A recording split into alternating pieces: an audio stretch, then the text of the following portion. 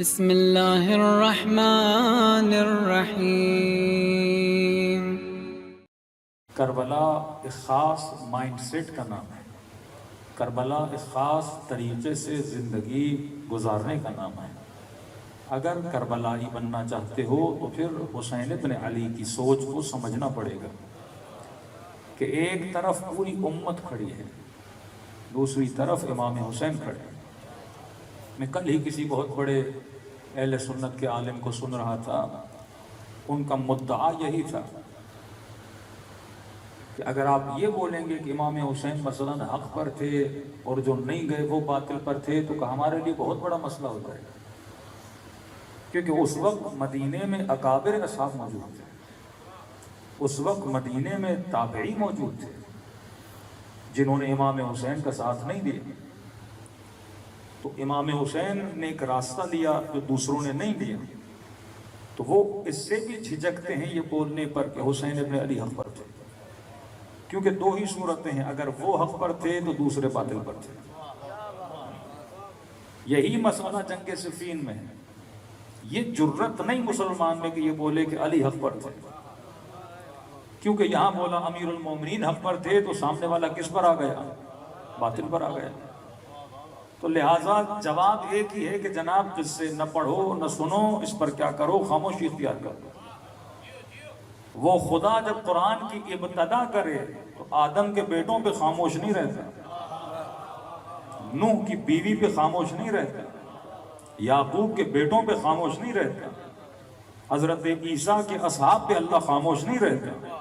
یہ بتا رہا ہے کہ انسان جب دنیا میں آئے ہو تو ایک راستہ حق کا ہے، ایک راستہ باطل کا ہے، اور میں تمہیں ہر روز کہہ رہا ہوں کہ نماز میں یہ کہو کہ اہدنا الصراط المستقیم، اے خدا مجھے سیدھا راستہ دکھا۔ اور جب علی کی صورت میں دکھا بھی رہا ہے، تم چلنے کے لیے تیار کیوں نہیں ہو جاتے؟ جب امام حسین کی صورت میں وہ راستہ دکھا رہے ہیں کہ ان الحسین مصباح الہدی وسفینۃ النجات، دو جملے کہے، مصباح الہدی ہدایت کا چراغ ہے۔ آپ نے حیدرآباد سے کہیں جانا ہے، لائٹ ساری بند ہو گئی، آپ کو نہیں پتا کہ راستہ لیفٹ جانا ہے یا رائٹ جانا ہے، شدید دھند ہوئی، کوہیر ہوئی، آپ کو نہیں پتا کہ میں نے کہاں جانا ہے۔ اس وقت ہدایت وہ دے گا جس کے ہاتھ میں چراغ ہوگا۔ کہ میں بتا رہا ہوں چراغ یزید کے ہاتھ میں نہیں، یزید کے باپ کے ہاتھ میں نہیں، چراغ حسین کے ہاتھ میں ہے۔ ان الحسین مصباح الہدی وسفینۃ النجات، یہ حسین ہے جو چراغ ہدایت ہے۔ اور صرف چراغ کہتے تو بات ختم ہو جاتی، لیکن یہ نہیں کہ صرف چراغ ہدایت ہے، کہ حسین راستہ بھی دکھاتے ہیں۔ دیکھیے فرق امام اور فرق عام عالم کیا ہے۔ ایک مولوی، ایک عالم، ایک بندہ جو آپ کو ہدایت دیتا ہے وہ صرف راستہ دکھاتا ہے۔ ایک مولانا کیا کر سکتے تھے؟ بولے گا جنت جانا ہے تو یہ کر، جہنم سے بچنا ہے تو یہ کر، راہ حق یہ ہے، راہ باطل یہ ہے، وہ آپ کو راستہ دکھا سکتا ہے۔ کہ امام کا پہلا کام ہے راستہ دکھانا، دوسرا وہ کام ہے جو کوئی مولوی نہیں کر سکتا، دوسرا وہ کام ہے جو کوئی عام بندہ نہیں کر سکتا۔ کہ ان الحسین مصباح الہدی، یہ چراغ ہدایت ہے، وسفینۃ النجات، اور حسین کے پاس وہ کشتی بھی ہے، مطلب حسین ایڈریس بھی بتاتا ہے، گاڑی پہ بٹھا کے جنت تک پہنچانے والا امام بھی ہے۔ یہ صاحبان کشتی ہیں، اگر کشتی حسین میں سوار ہوئے تو خدا کیا دے گا؟ ہدایت دے گا۔ آج امت کنفیوز اور کنفیوژن سے نکالنے والے آل رسول کا دو ہی گراں قدر چیزیں چھوڑے جا رہا ہوں، ایک اللہ کی کتاب، دوسرا اہل بیت۔ اب چلو اہل بیت کو بدل کے انہوں نے بول دیا کہ کتاب اور سنت، تو بھائی سنت اور کتاب کا میتھڈ تو ایک ہی ہے نا، کتاب بھی ریٹن ہے، سنت بھی ریٹن ہے۔ اب آپ 10 کتابیں بناؤ، 20 کتاب بناؤ، میتھڈ تو ایک ہی ہے، کیونکہ وہ متن ہے، وہ سینٹینس ہوں گے، وہ ریٹن چیز ہے۔ اب کیا جو فتوے مثلا کسی مسلمان کے خلاف فتویٰ دیتا ہے، قرآن پڑھ کے نہیں دیتا؟ قتل کے فتوے قرآن کے ذریعے، بدعت کے فتوے قرآن کے ذریعے۔ کہاں اس قرآن میں محکم بھی ہے، متشابہ بھی، یضل بہ کثیرا و یہدی بہ کثیرا، اسی کے ذریعے کئی لوگ گمراہ ہو جاتے ہیں۔ اسی کے ذریعے کئی لوگوں کو ہدایت مل جاتی ہے. تبھی کہا نا ہدن للمتقین، یہ ہدایت اسی کو دے گا جو صاحب تقویٰ ہوگا. اب تقویٰ کا معیار کون ہے؟ کہ میں نے کہا مدینہ ابن سعد کو بھی متقی سمجھ رہا ہے،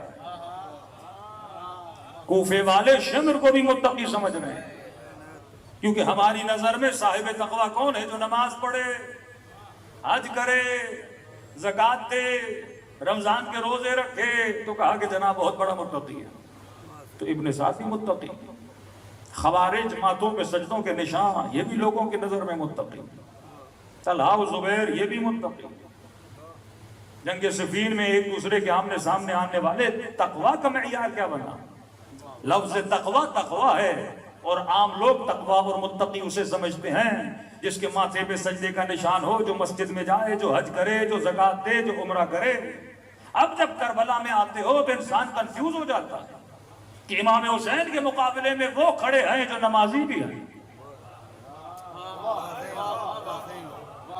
کہ میں نے کہا مؤذن ہے شمر لشکر یزید کا، پیش امام ہے ابن سعد لشکر یزید کا. کہ صرف شمر نے 17 حج کیے ہیں. ایسی شخصیات کے آپ پریشان ہو جائیں گے. قاضی شریح چیف جسٹس ہے مسلمانوں کا، قاضی القضات، لوگ اپنا فیصلہ لے کر جاتے ہیں اور فتویٰ لکھتا ہے کہ حسین واجب القتل ہے. یہ اس زمانے کے متقی. تو ریٹن مٹیریل کو سمجھنے کے لیے کسی ایسے کا ہونا ضروری ہے جو اس ریٹن پہ چل کے دکھائے. جب تک رول ماڈل نہیں تب تک انسان کو پہچاننے میں بہت مشکل ہوتی ہے. اب ایک مشہور حدیث ہے کہ اصحابی کالنجوم بأیہم اقتدیتم اہتدیتم. کتنا کنٹروڈکشن ہے صرف اس روایت میں. انسان کو خدا نے بنایا صاحب عقل، مطلب یہ کیلکولیشن کرے، 2+2 کرے 4 تک پہنچے. اگر ہماری کیلکولیشن ہی خراب ہو جائے تو ہمارا ایمان تباہ و برباد ہو جائے گا. ایسی جعلی حدیثیں بنائی گئیں صرف اہل بیت رسول کے مقابلے میں. اب کہا کیونکہ عقل ہو تو کل میں نے ایک مثال دی تھی نا، عقل میں بھی نقل میں بھی عقل ہونی چاہیے. اسی طرح یہ ایک حدیث ہے کہ اصحابی کالنجوم، میرے اصحاب کالنجوم ستاروں کی طرح ہیں. بأیہم اقتدیتم، جس کے پیچھے بھی جاؤ.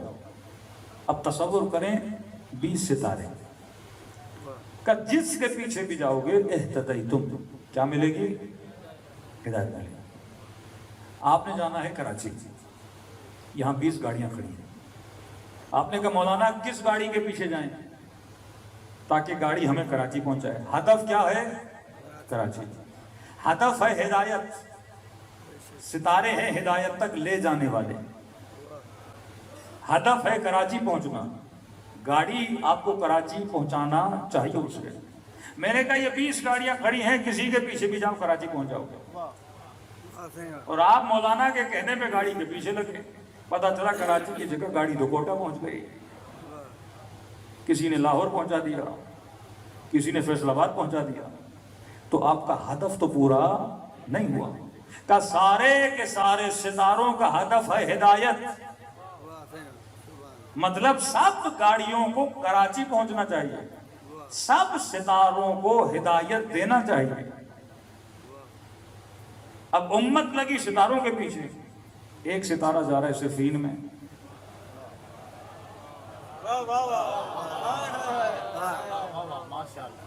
ایک امیر شام کی طرف جا رہا ہے، دوسرا علی کی طرف آ رہا ہے. ایک جمل میں زبیر بن رہا ہے، دوسرا علی کی طرف جا رہا ہے. تو ہدف ایک تو نہیں ہوا. یہ تو ایسے ہے کہ کوئٹہ کی طرف جا رہا ہے اور ایک کراچی کی طرف جا رہا ہے. میں نے ہدایت لینی ہے. ہدایت کا مطلب ہے کہ ان کے اندر تصادم نہیں ہونا چاہیے. تو مطلب یہ 20 ستاروں کا راستہ صراط ہدف ایک ہونا چاہیے. اگر یہ آپس میں لڑیں، ایک عمار کو قتل کرے، عمار دوسرے کو قتل کرے، ایک علی کو مارنے کے پیچھے جائے، دوسرا امیر المومنین کو قتل کرنے کے پیچھے جائے. اصل حدیث کیا تھی؟ اہل بیتی کالنجوم بأیہم اقتدیتم اہتدیتم. میرے اہل بیت ستاروں کی طرح ہیں، جس کے پیچھے بھی جاؤ گے تمہیں ہدایت ملے گی. اب ایک طرف سارے ستارے رکھو، ایک طرف اہل بیت رکھو، جہاں علی جا رہے ہیں وہیں حسن جا رہے ہیں، جہاں حسن جا رہے ہیں وہیں حسین جا رہے ہیں، ان کے راستوں میں کوئی فرق نظر نہیں آتا۔ تبھی جب امام حسن نے صلح کی تو ایک بندہ امام حسین کے پاس گیا کہ مولا آپ کے بھائی نے صلح کی ہے، آپ آئیے جنگ کرتے ہیں۔ امام نے فرمایا حسن جس طرح تیرا امام ہے اسی طرح حسین کا بھی امام ہے۔ کہیں پر کوئی کنٹروڈکشن اہل بیت رسول میں نظر نہیں آتا۔ جہاں علی جا رہے ہیں وہیں حسن، جہاں حسن وہیں حسین، جہاں آقا حسین وہیں امام زین العابدین۔ لیکن ایک کھلا تضاد نظر آتا ہے ماں بین افراد۔ اگر رسول نے کچھ کہا ہے تو اس کو پریکٹیکلی امپلیمنٹ بھی ہونا چاہیے، ہمیں نظر بھی آنا چاہیے کہ فرزند رسول یزید کے مقابلے میں جا رہے ہیں اور اکابر امت فرزند رسول کا ساتھ نہیں دے رہے۔ بعض نے تو یہ کہا کہ حسین نے امت میں تفرقہ ڈال دیا، الیاذ باللہ۔ سوئی ہوئی امت کو بیدار کرنے چلے آقا حسین کہ فرمایا میں اپنے نانا کے دین کو زندہ کرنے کے لیے نکلا۔ مطلب وہ دین جو مردہ ہو چکا تھا۔ دین کا مطلب ہے بیداری، کہ ایک ایسا معاشرہ جو 2 رکعت کو 4 رکعت بنا دے، جو جمعے کی نماز بدھ کو پڑھا دے، ایک ایسا معاشرہ کہ نماز پڑھانے والے شراب پی کے نماز پڑھاتے رہیں، ایک ایسا معاشرہ جس میں اصحاب رسول کو قتل کر دیا جائے لیکن امت میں غیرت نہ آئے، جس میں صرف اصحاب رسول نہیں ان کے بیٹوں کو محمد ابن ابی بکر کو مار دیا جائے لیکن امت میں چوں طرح تک نہ ہو۔ تو امام حسین اس مردہ معاشرے کو زندہ کرنے کے لیے چلے تھے۔ تو مسلمانوں میں 2 آئیڈیالوجیز پیدا ہوں، ایک وہ آئیڈیالوجی جو سوئے ہوئے کو جگانے کی آئیڈیالوجی ہے، دوسری وہ آئیڈیالوجی اگر امت سو رہی ہے تو اسے سونے دو، ہم فیصلہ اللہ پہ چھوڑ دیتے ہیں۔ آج بعض ایسے بے وقوف لوگ ہمارے اندر بھی پیدا ہو جاتے ہیں کہ مولانا اسلامی حکومت کا کانسیپٹ صحیح نہیں ہے۔ ارے جب امام آئیں گے تو اسلامی حکومت بنائیں گے، ہم نے امام کے آنے تک انتظار کرنا ہے۔ بعض تو اس نے بھی کہہ دیا کہ مولا کا ظہور تب ہوگا جب زمین میں فسق و فجور بڑھ جائے گا، لہذا ہم اس فساد کو ختم کیوں کریں؟ جتنا فساد بڑھے گا اس کے بعد امام زمانہ آئیں گے۔ یہ وہی شیطانی سوچ تھی، بلکہ سوچ حسین ابن علی کیا ہے؟ فرمایا میں نکلا ہوں اصلاح امت کے لیے، امت صالح ہوگی تب جا کے امام کا ساتھ دے گی، اور جب امت صالح نہیں ہوتی تو حسین تک و تنہا آواز دے رہے ہوتے ہیں، حل من ناصر ینصرنا حل من یغیث، کون ہے جو ہماری فریاد پہ فریاد دے، کون ہے جو ہماری آواز پہ آواز دے؟ تبھی آپ کے چھٹے امام جعفر صادق علیہ السلام امام فرماتے ہیں جب قبر حسین کی زیارت پر جاؤ تو 7 مرتبہ یہ ذکر کرو، سبحان اللہ والحمدللہ ولا الہ الا اللہ واللہ اکبر۔ مطلب وہ تصور مٹا دو جو لوگ کہتے ہیں یہ قبر پرست ہیں، یہ قبروں پہ جا کے حسین کو سجدہ کرتے ہیں، کہ نہیں، جیسے دیکھو تو ذکر خدا کرو، کیونکہ حسین ہی وہ ہے جسے دیکھ کر خدا کی یاد آتی ہے، جسے دیکھ کر سجدے یاد آتے ہیں، جسے دیکھ کر نمازیں یاد آتی ہیں، جسے دیکھ کر صبر یاد آتا ہے، جسے دیکھ کر جنت کا تصور زندہ ہو جاتا ہے۔ کہ پہلے جاؤ کہو سبحان اللہ والحمدللہ ولا الہ الا اللہ واللہ اکبر، اس کے بعد 7 مرتبہ کہو السلام علیک یا داعی لبیک یا داعی اللہ، اے اللہ کی دعوت پر لبیک کہنے والے، آج میں آپ کو لبیک کہنے کے لیے آیا ہوں۔ کہا پھر 7 مرتبہ کہو کہ اے مولا لم یجب کا بدنی عند استغاثتک، مولا جب آپ نے آواز دی تھی کہ ہے کوئی میری مدد کرنے والا، لم یجب کا بدنی ولسانی، مولا اس وقت میرے بدن نے آپ کو آواز نہیں دی۔ مولا جب آپ پکار رہے تھے ہے کوئی حسین کی مدد کرنے والا، لم یجب کا بدنی ولسانی، اس وقت میرے بدن نے آپ کو جواب نہیں دیا، اس وقت میری زبان نے آپ کو جواب نہیں دیا، لیکن مولا آج میں آیا ہوں بقلبی ولسانی وبدنی واذنی ورأیی وہوائی، مولا آج آیا ہوں اپنی زبان سے آپ کو لبیک کہنے کے لیے، اپنے کانوں سے لبیک کہنے کے لیے، اپنے وجود اور قلب سے لبیک کہنے کے لیے۔ تبھی زیارت عاشورہ پڑھتے ہیں نا قلبی لقلبکم سلم، کہ مولا آج میرا دل آپ کے دل کے ساتھ ملا ہوا ہے، آج میری زبان آپ کو لبیک کہتی ہے۔ پوچھا کہ مولا یہ زبان کیسے حسین کو لبیک کہے آج کے زمانے میں 1400 سال کے فاصلے کے بعد؟ فرمایا زبانوں سے وہ کہو جو حسین کو پسند ہے، آنکھوں سے وہ دیکھو جو حسین کو پسند ہے، کانوں سے وہ سنو جو حسین کو پسند ہے. آج بھی تیرے اندر ایک کربلا ہونی چاہیے, اور یہ تصور کرو کہ آج ایک وہ ہے یزید کی طرح جو تجھے راہ خدا سے ہٹانا چاہتا ہے, اور تم وہ بنو حسین کی طرح جو خود بھی راہ خدا پہ چلو اور 4 لوگوں کو بھی راہ خدا پہ چلانے کی تربیت دو. غیبت امام کا مطلب یہ نہیں کہ مومن بیٹھ جائے. بعض لوگ سمجھتے ہیں مولانا ہم کیا کر رہے ہیں, امام زمانہ کا انتظار کر رہے ہیں. انتظار کا مطلب ویٹنگ نہیں ہے میرے عزیز, کہ جس طرح آپ نے بس کی ٹکٹ لی, جہاز کا ٹکٹ لیا, ٹرین کا ٹکٹ لیا, آپ انتظار کرو کہ جب ٹرین آئے گا تو چڑھوں گا. فرمایا نہیں, حدیث ہے افضل الاعمال انتظار الفرج. فرمایا بہترین عمل, عمل کا ترجمہ انگلش میں کریں تو بہترین ایکٹیویٹی انتظار الفرج ہے, فرزند زہرا کا انتظار کرنا. تو پتا چلا انتظار ایکٹیویٹی کا نام ہے, ایکٹیو ہونے کا نام ہے. انتظار کا مطلب گھر میں خاموش ہو کر بیٹھنے کا نام نہیں ہے. انتظار کا مطلب یہ نہیں کہ 4 دیواریوں میں بیٹھیں اور کہیں کہ یا صاحب زمانہ درک. انتظار کا مطلب یہ نہیں کہ گھروں میں بیٹھ کے بس دعائیں پڑھتے رہیں کہ ہم زمانہ کا انتظار کریں. نہیں, انتظار کا مطلب انقلاب ہے. انتظار کا مطلب معاشرے کو سدھارنا ہے. انتظار کا مطلب گھروں میں وہ رونق پیدا کرو جس سے خوشبو امام زمانہ تمہیں آنے لگے. دیکھیے 2 تصور ہیں. ایک مومن وہ جو گھر پہ علم لگاتا ہے. علم سمبل ہے کس کا؟ غازی عباس کا. فرسٹ. سیکنڈ, علم شیعہ کیوں لگاتے ہیں؟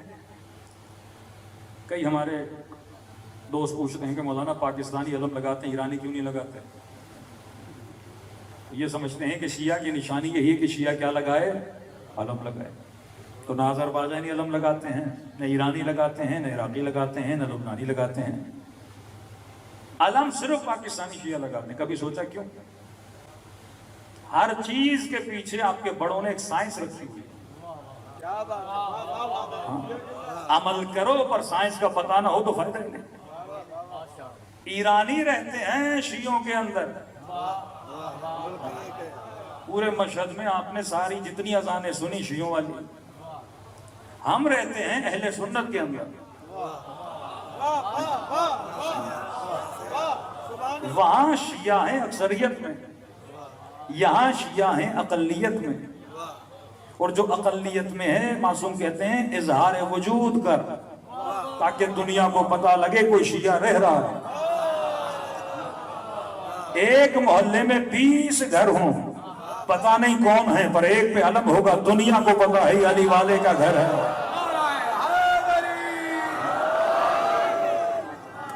یہ مکتب عقل ہے. یہاں جو کیا جاتا ہے اس کا ریزن ہے, وداؤٹ ریزن کچھ بھی نہیں ہے. کیونکہ ہم نے دکھلانا ہے کہ ہم کون ہیں, شیعہ. تبھی ہمارے اکثر پنجاب کے دوست کہتے ہیں مولانا جیسے رحیم یار خان سے سکھر کے اندر انٹر ہوتے ہیں تو ایسے لگتا ہے پورا سندھ شیعہ ہے. کیونکہ اس اندھیری رات میں چمکتے ہوئے علم نظر آتے ہیں, تو انہیں لگتا ہے کہ سارے کے سارے کیا ہیں, اہل بیت کے چاہنے والے. یہ وہ سائنس ہے کہ فرمایا کہ اظہار وجود کر. ایک زمانہ تھا ہم تقیہ میں تھے, اب تقیہ کا زمانہ ختم ہو گیا, اب اظہار وجود کا زمانہ ہے. کالا لباس کیوں پہنتے ہیں؟ کہ کسی نے مفتی صاحب سے کہا کہ مفتی صاحب کالا لباس پہننا حلال ہے حرام ہے؟ تو کہا دیکھیے حلال ہے لیکن پورا سال پہنیے, محرم میں نہیں پہنیے. تو کہا قبلہ محرم میں کیوں نہ پہنے؟ کہ کیونکہ محرم میں جو کالا پہنتے ہیں وہ شیعہ کہلاتے ہیں, تم بھی پہنو گے تو سب ہی شیعہ لگو گے. کبھی کبھی ایک رنگ امت کی پہچان بن جاتا ہے, کبھی کبھی لکڑی کا علم امت کی پہچان بن جاتا ہے. تو یہ تو سمبلز ہیں آپ کی پہچان کے. جس طرح شناختی کارڈ ہوتا ہے نا, اس وقت پاکستان میں علم شیعوں کا شناختی کارڈ ہے. آپ کو کہیں مسئلہ ہو, مومن کو پریشانی ہو, وہ علم ڈھونڈے گا. کسی مومن کے در پہ جاؤں, پانی کا ایک گلاس پلا دیں. اگلے کا تو نہیں پتا وہ پانی پلائے کہ نہیں پلائے, لیکن علی کا اور حسین کا چاہنے والا کسی اور کو بھی پانی پلاتا ہے, وہ اپنے کو کیوں نہیں پلائے گا.